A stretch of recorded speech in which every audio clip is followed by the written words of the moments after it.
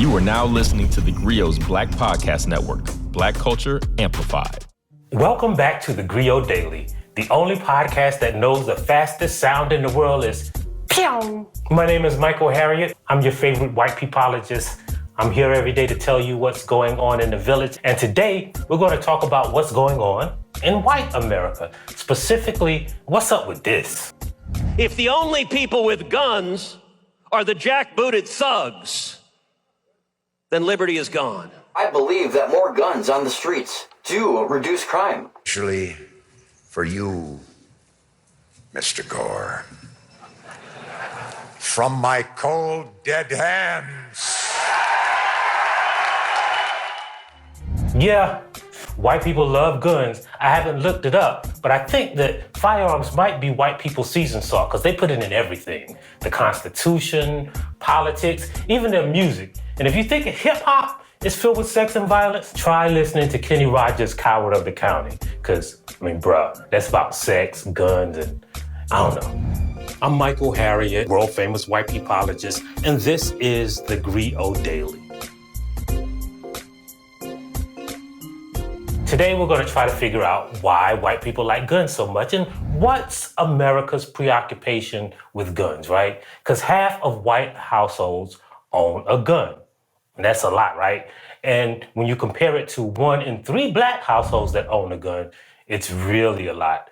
Although the black gun ownership has been increasing since the pandemic, I think, we're preparing for not the race war. We're preparing for the zombie apocalypse, which is probably just white people, coming back from the dead to bite us in the neck. Anyway, to understand why white people like guns so much, we got to go back to the beginning. Specifically, the beginning of America, when we were trying to write the Constitution, this thing called the Constitution, right? So when we were trying to ratify the Constitution, this dude named James Madison, they call him the father of the Constitution, so I guess he slept with the Magna Carta. Anyway, James Madison was the dude who was primarily responsible for writing Constitution. After he wrote it, he had to go around and get all of the other states to sign it, or what we call to ratify it. So when it came to Virginia had this big ratifying convention, and all of the people who we now know as founding fathers were there. Washington was there, all the people from Virginia, Jefferson, all the people. Jefferson was in Paris, engaging in sexual assault with his enslaved girls, but the rest of them were there, right? So James Madison takes the Constitution to Virginia, right? And immediately, this dude named George Mason, who was one of the greatest slave owners in Virginia, he was upset, right? Now, people will tell you that he was upset because of slaves and slave uprisings, but that's not really what he was upset about. He was upset about the National Army, right? Because, before then, we had militias. So Mason said, man, look, if we have this big, huge national army, well, most of the people live in the North, right?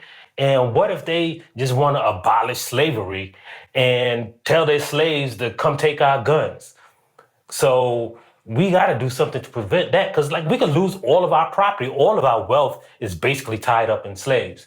So George Mason said, look, I'm not going to sign this thing unless we got something to protect us from against the licentious slaves who were coming to take our property, right?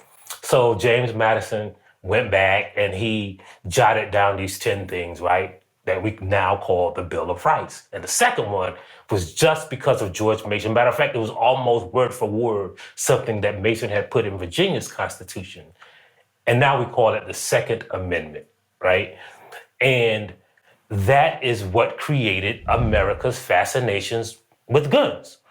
And since then, America has been really adamant about gun ownership, and most of it has been tied to the fear of black people, right? So even before George Mason and Madison came together to create the Second Amendment, they had these slave codes. In every state, the slave code said slaves could not own weapons. That was one of the primary duties of the slave patrols, to come in and make sure that the slaves didn't own guns, right? They were specifically designated as people who took guns from slaves, right?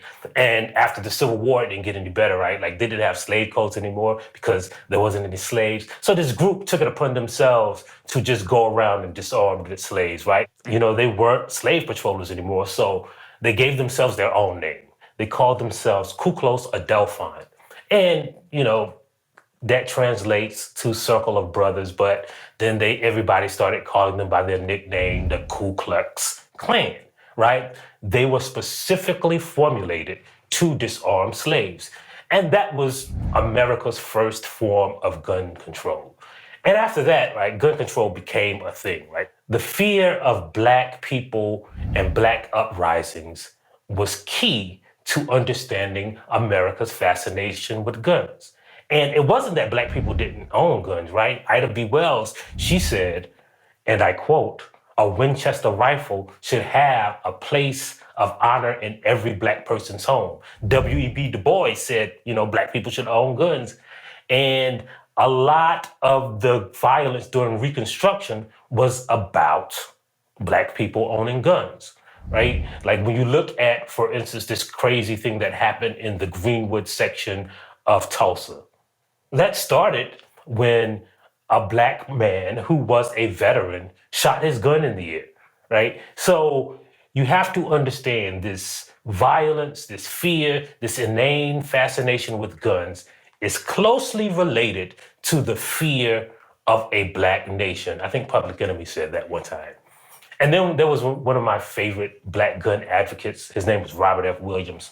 Now, Robert F. Williams, he was from North Carolina, and you probably have heard about his book, Negroes with Guns, that he wrote because he was a veteran, he was a Marine, and he was a staunch advocate for armed self-defense. And Robert F. Williams would do stuff like one time he had this shootout with the KKK. Like the KKK in Monroe, North Carolina, which is right outside of Charlotte, they would terrorize Black people. Well, Robert F. Williams was like, nah, not anymore.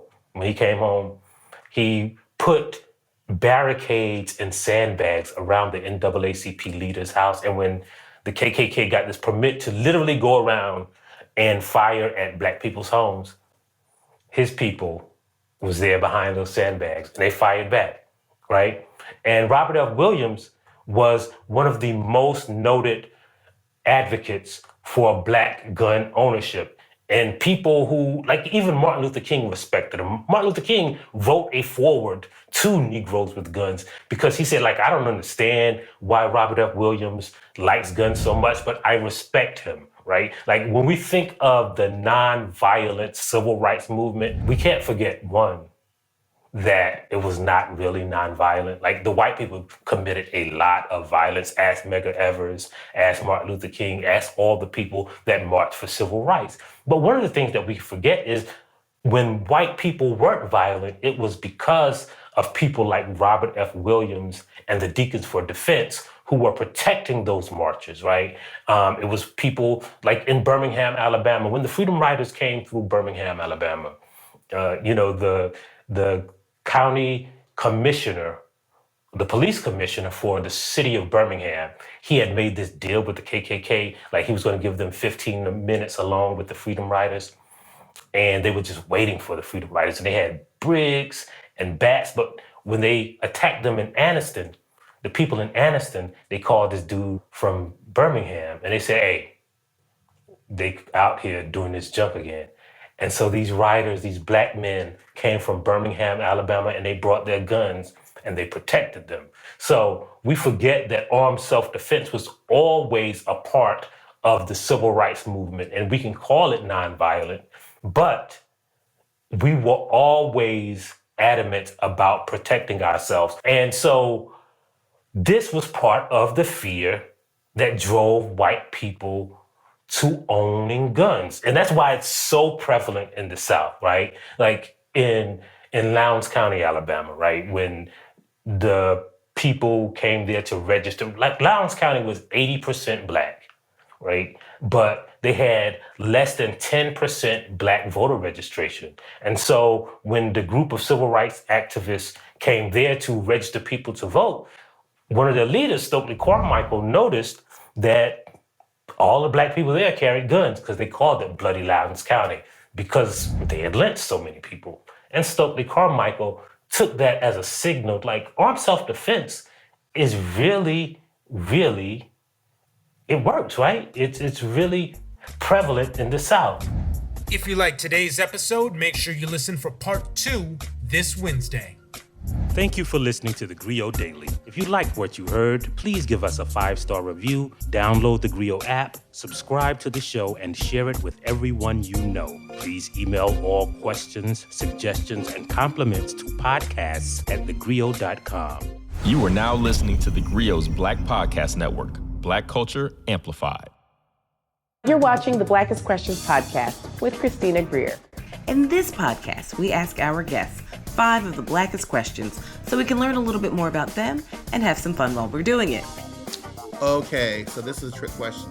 We're also going to learn a lot about Black history, past and present. Beautiful. I learned a wonderful fact today. Great. So here's how it works. We have 5 rounds of questions about us, Black history, the whole diaspora, current events, you name it. With each round, the questions get a little tougher. Oh, you got me. Let me see. I have no idea. I knew you were going to go there, Dr. Greer. Subscribe to the show wherever you listen to your podcast and share it with everyone you know.